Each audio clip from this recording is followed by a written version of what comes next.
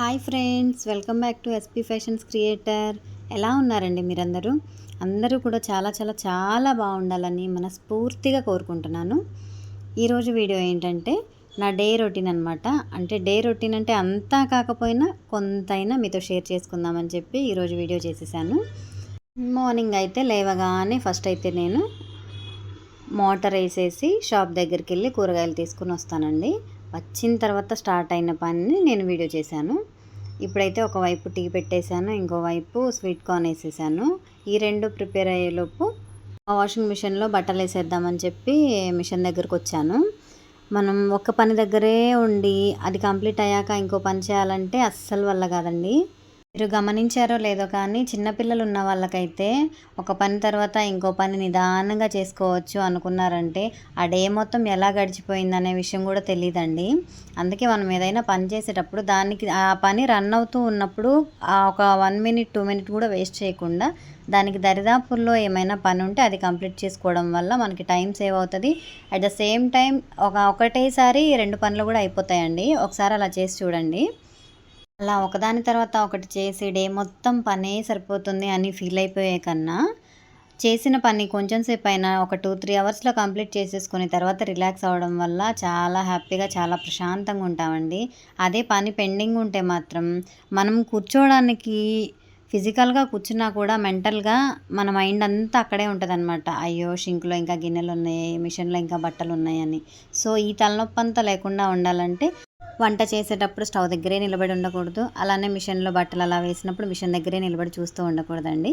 మీకు ఎందుకు చెప్తున్నానంటే ఇంతకుముందు నేను కూడా అలానే ఉన్నాను కాబట్టి. సో నాలాగా మీరు కూడా చేంజ్ అయిపోండి, టైం సేవ్ అవుతుంది.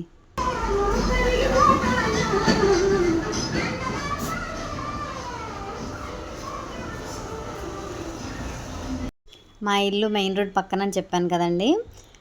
వెహికల్స్ వెళ్తూ వస్తూ ఉన్నప్పుడు ఆ ట్రాక్టర్స్లో సాంగ్స్ పెట్టుకొని వినుకుంటూ వెళ్తారు కదా, అప్పుడు ఏదో ఒక మ్యూజిక్ మన చెవిలో పడుతుంది అనమాట. మార్నింగే పని చేసేటప్పుడు నాకైతే ఆ మ్యూజిక్ వింటుంటే చాలా హ్యాపీగా ఉంటుంది. ఆ వెహికల్ వెళ్ళిపోయి ఆ సాంగ్ వినపడకపోయినా కూడా ఆ ట్యూన్ అనేది మన గొంతులోనే ఉంటుంది అనమాట.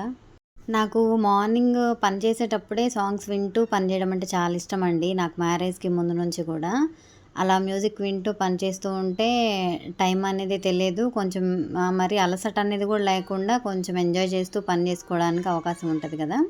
కానీ మా పిల్లలు ఎక్కడ నిద్ర లేస్తారు అని చెప్పి నేనైతే అసలు లేచాక టీవీ కూడా ఆన్ చేయనండి. మా బుడ్డోడు ఎప్పుడైతే లేస్తాడో అప్పుడే ఆన్ చేస్తాను. ఒకవేళ ఆన్ చేసిన మ్యూజిక్ అంటే అవకాశం ఉండదన్నమాట. ఎందుకంటే వాళ్ళకి ఎప్పుడు బొమ్మలే కావాలి కదా. వాళ్ళు స్కూల్కి వెళ్ళినా వీడైతే పెండింగ్ ఉండిపోతాడు ఇంట్లో. వాడి కోసమైనా ఎప్పుడు ఆ టీవీలో బొమ్మలు రన్ అవుతూనే ఉంటాయి. ఇంకా మ్యూజిక్కి ఎక్కడ అవకాశం ఉంటుందండి. కానీ ఏ మాటకు ఆ మాటే చెప్పుకోవాలి, మ్యూజిక్కి మించిన మెడిసినే లేదు కదండి. మీరేమంటారు ఫ్రెండ్స్? మీలో ఎంతమందికి ఇష్టం మ్యూజిక్ అంటే, మ్యూజిక్ వింటూ పనిచేయడం అంటే? ఇప్పటి వరకు మ్యూజిక్ గురించే చెప్పాను కదా. అసలు నా ఎనర్జీ డ్రింక్ ఏంటంటే టీ అండ్ ఓయ్. మా హస్బెండ్ అండ్ మా అమ్మ వాళ్ళు తిడుతూనే ఉంటారు, టీ ఎక్కువ తాగకు ఎక్కువ తాగకు అని.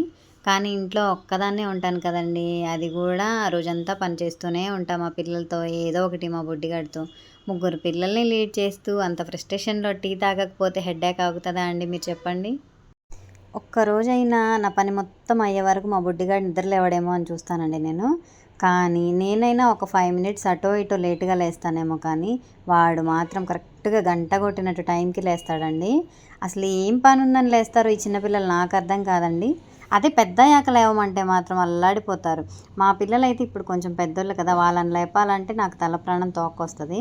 వీడు మాత్రం అసలు అలారం కొట్టినట్టే లేస్తాడండి బాబు. నాకు ఒక డౌట్ ఉందండి. ఇప్పుడున్న జనరేషన్లో అంటే నేను ఫేస్ చేసిన సిచ్యువేషన్ అనమాట. మిమ్మల్ని నేను ఒక క్వశ్చన్ అడుగుతాను. ఇందులో మీకు ఎవరికైనా పర్ఫెక్ట్ ఆన్సర్ నాకు తెలుసు అనిపిస్తే నాకు కామెంట్ సెక్షన్లో కామెంట్ చేసేయండి ప్లీజ్. ఇప్పుడు ఏదైనా తప్పు జరిగింది అన్నప్పుడు ఆ తప్పు చేసిన వాళ్ళది తప్పు అవుతుందా లేదా అడిగిన వాళ్ళది తప్పు అవుతుందా? మీకేమనిపిస్తుంది అనేది నాకు ఒకసారి కామెంట్ సెక్షన్లో కామెంట్ చేసేయండి ప్లీజ్. మాది రోడ్ సైడ్ ఇల్లు అవ్వడం వల్ల, అందులోనూ మాది చిన్న ఇల్లు అయిపోవడం వల్ల ఆడుకోవడానికి స్పేస్ లేక మా బుడ్డిగాడు ఇంకా నా చుట్టూ తిరుగుతూనే ఉంటాడండి. బెడ్రూమ్లోకి, కిచెన్లోకి, హాల్లోకి. ఆ హాల్ కూడా చిన్నది అవ్వటాన వాడికి అసలు ఆడుకోవడానికి కూడా ఏం లేకపోవడంతో పాపం పిచ్చెక్కినట్లుండి ఆ టీవీకి అడిక్ట్ అయిపోయాడు. ఇంకా అందుకే ఈ మధ్యనే పైన ప్రహరీ కూడా లేకపోయే నేను కాసేపు అక్కడ కూర్చొని వాడిని ఆడిపించుకోవడానికి కూడా. అందుకే ఈ మధ్యనే ఇంకా మా వారిని అడిగితే గోడ అయితే కట్టిస్తానులే అని చెప్పేసి రాయేది తోలిచ్చారండి. ఏంటబ్బా చేత్తో వేస్తుంది అన్నీ అని చెప్పి చూస్తున్నారా? నాకు అలానే వచ్చండి. స్పూన్తో వేసినా కూడా వీడియో కోసం అవి దాంట్లో తప్ప దాని చుట్టుపక్కల మొత్తం పడతాయి. మళ్ళీ తర్వాత అయినా దాన్ని క్లీన్ చేసుకునే పని నాకే కదండి. అందుకే నేను ఆఫ్ ద స్క్రీన్ ఎలా ఉంటానో ఆన్ ద స్క్రీన్ కూడా అలానే కనబడడానికి ట్రై చేస్తున్నాను. నా హ్యాబిట్స్ ఆఫ్ ద స్క్రీన్లో ఎలా ఉన్నాయో ఆన్ ద స్క్రీన్లో కూడా అలానే ఉంటాయండి. ఎటువంటి మార్పు ఉండదు. మనం చేసే పని క్లాస్గా చేసినా మాస్గా చేసినా చేసే పని నీట్గా ఉంటే చాలు కదండి. అంతే కదా ఫ్రెండ్స్, ఏమంటారు మీరు? మా పిల్లలు దోసకాయ కూర అయితే అస్సలు తినరండి. అందుకే పప్పులో వేసేసి దోసకాయ పప్పు చేసి పెడుతూ ఉంటాను అప్పుడప్పుడు. నాకు అన్ని రకాల కూరగాయలు తినాలని ఉంటుందండి. కానీ ఇంకా మా వారికి మా పిల్లలు వాళ్ళు అస్సలు తినరు కాబట్టి వాళ్ళకొకటి నాకొకటి చేసుకోవడం అంటే కష్టం కదా. ఇంకా అందుకే నేను చేయని కర్రీస్ ఏమైనా మా అమ్మ వాళ్ళు చేశారంటే మాత్రం నాకు కన్ఫామ్గా పార్సిల్ అయితే పంపిస్తారు. పిల్లలకి స్నాక్స్లో స్వీట్ కార్న్ పెడతానండి. వీక్లీ 1 or 2 టైమ్స్ పెడతాను. స్వీట్ కార్న్ హెల్త్కి చాలా మంచిది. ఎవరైనా ఫాలో అవ్వకపోతే ఫాలో అవ్వండి ఖచ్చితంగా. మిగతా రిమైనింగ్ ఫుడ్స్ పిల్లలు ఇంట్రెస్ట్ చూపినా చూపకపోయినా హెల్తీ ఫుడ్లో ఇది మాత్రం చేర్చేసేయండి. చాలా ఇంట్రెస్ట్గా తింటారు అండ్ దట్టు హెల్తీ కూడా. కాకపోతే మార్నింగ్ హడావిడిలో అవి ఒలిచి బాక్స్లో పెట్టడం అంటే కొంచెం కష్టంగానే ఉంటుంది. బట్ ట్రై చేయాలి కదా మనం పిల్లల కోసం. ఇంకా స్టవ్ క్లీనింగ్ వచ్చేసి నేను మా పిల్లలు స్కూల్కి వెళ్ళిపోయాక మా వాడికి కూడా స్నానం చేయించి వాడిని నిద్రేసేసి అప్పుడు స్టవ్ క్లీనింగ్ పని పెట్టుకున్నానండి. ఇది యాక్చువల్గా ఎప్పటికప్పుడు క్లీన్ చేసుకున్నామంటే ఈ స్టవ్ని క్లీన్ చేయాల్సిన పని కూడా ఉండదండి. ఎప్పటికప్పుడు క్లీన్ చేసామంటే, ఎందుకంటే గ్లాస్ కదా వెంటనే పోతుంది క్లీన్ చేస్తే.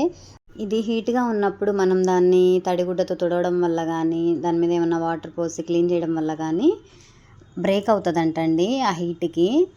అంటే పేలుతుందంట ఒక్కోసారి. నాకు ఇది కొన్న తర్వాత తెలిసింది, అంతకుముందు తెలీదు.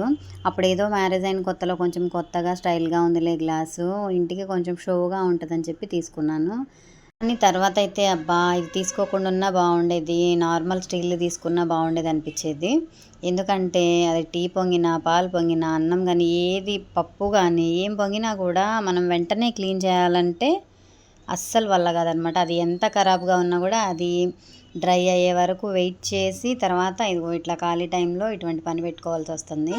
నేనైతే వీక్లీ 1 or 2 టైమ్స్ క్లీన్ చేస్తాను అంతే. డైలీ చేయడానికి నాకు కుదరదు పిల్లలతో. ఇంకా అది క్లీన్ చేసేటప్పుడే కౌంటర్ టాపు వాల్ టైల్స్ కూడా క్లీన్ చేసుకుంటాను. యాక్చువల్గా తడి క్లాత్తో తుడుస్తారు కదా, మీరేంటి ఇలా వాటర్ పోస్తూ డైరెక్ట్గా క్లీన్ చేసేస్తున్నారు స్టవ్ని అనుకుంటున్నారా? తడి క్లాత్తో తుడిచినా కూడా ఆ జిడ్డు అనేది పోదండి. అది మనకి టైము ఎక్కువ అవుతుంది. అది పిండుకొని మళ్ళీ మనం క్లీన్ చేసుకునేసరికి మళ్ళీ ఆ క్లాత్ని వాష్ చేసుకోవాలి. జిడ్డు కూడా అంత పర్ఫెక్ట్గా ఏం పోదండి. ఈ వాల్ టైల్స్ మీద అయితే మనం ఏదైనా తాలింపులు వేసేటప్పుడు ఆయిల్ మరకలన్నీ దాని మీద పడతాయి కదా, అవైతే తడి క్లాత్కి అస్సలు పోవండి. మనం స్క్రబ్బర్ పెట్టి నీట్గా పుష్ చేస్తేనే గట్టిగా అప్పుడు మాత్రమే అవి పోతాయి అన్నమాట. అందుకే నేను ఇలానే క్లీన్ చేస్తాను.